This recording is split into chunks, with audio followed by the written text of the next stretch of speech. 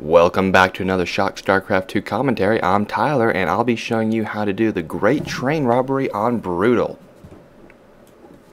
Now, this is one mission that I generally don't like playing. I shouldn't say I hate, but I'm not a fan of the concept of being put on somebody else's timetable, most notably the train. I like to be able to do the game at my own pace, but I went ahead and did it kind of midway through the game after I took out all the Protoss missions. So I had a lot of tech that kind of helped me out, although I don't think I really incorporated a lot of it here. But anyways, I put it off for a while, and now I'm here doing it. You'll notice the first thing I do is I separate my Marine squad, and I have them run out and collect all these Diamondbacks early on, and then kind of mineral patches, and then the Zerg artifact thingies. And if you do that, you will have a substantial army that's capable, more than capable I should say, of taking out the first train. Actually, I kind of rely on this for maybe the first and second train. There's a little bit of a gap between when I recorded this and when I'm commentating it now, due to school and that kind of fun stuff. So I'm doing a lot of this from memory here. But let's see, what do I value here? I get siege tanks from the mercenary barracks to take care of the giant marauder squads that come on later in the game, which is kind of a unique thing, or a unique way of taking care of the solution, because by the time the marauder squad finally gets to my army, they're torn asunder. They maybe have a third of the people left, and it's really just cleaning up at that point. So that's a very unique concept, and I think I saw that from, I can't remember, but it was somebody on YouTube. I was watching this mission to see like all the unique and creative ways people have gone ahead and done the mission, and I really wanted to give that a go because it was highly effective. But here I have my Diamondbacks on the train just auto-following, and my Marines I stem up every once in a while looking for the train, but I'm failing horribly. Couldn't find the medic. And I have my Marines do a little bit of micro, just shoot, run, shoot, run, shoot, run. Gets the most amount of damage per second out of them when chasing something. And I have my one medic kind of heal up all that damage goodness from stem pack. And wow, I just noticed in the top right corner they actually give you a time counter for the next train, which means I'm incredibly unobservant when I'm playing the campaign. Interesting. Right now I'm plopping down a engineering bay to get +1/+1 on my infantry.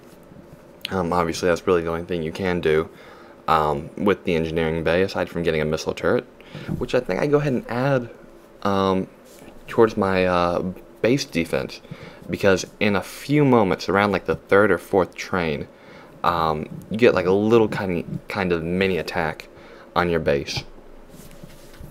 And I suppose if I had siege tanks earlier, that would have helped out a lot, but I put down one bunker or maybe two, and a missile turret to handle the Raven, because the Hunter-Seeker missile is just a vicious, vicious thing.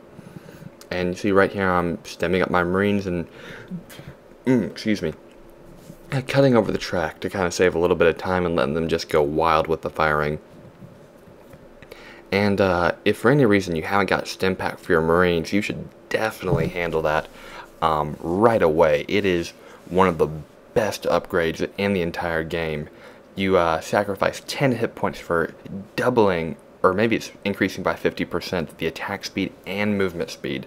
Whichever one it is, it's more than worth it to go ahead and pick that up, because one or two Marines will definitely help offset that. And going up here, I'm collecting some minerals, and my only criticism is that I lead with my my Diamondback, and the Marauder they have kind of takes a little bit of a beating unnecessarily. I also think that the Marines are great for soaking up damage. Oh, wow, I kind of failed right there. I should have put a bunker down earlier, and even if I didn't have a Marine in there, it would have absorbed a fair amount of hit points because the AI likes to go ahead and target those fairly early on. And yeah, so 1 or 2 bunkers would have definitely made a huge difference. Or even 2 Marines in one bunker and then had a backup bunker for once that first bunker went down, they could just hop in the other. That would have bought a ton of time. Keep in mind that you don't need your base defense to be able to hold off the invasion of Normandy.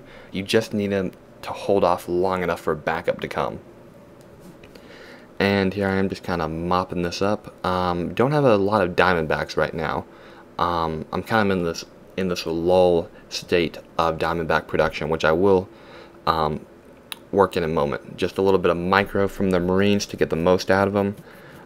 They should be coming off stem pretty soon. You can tell when they have the giant red lightning bolt over their head.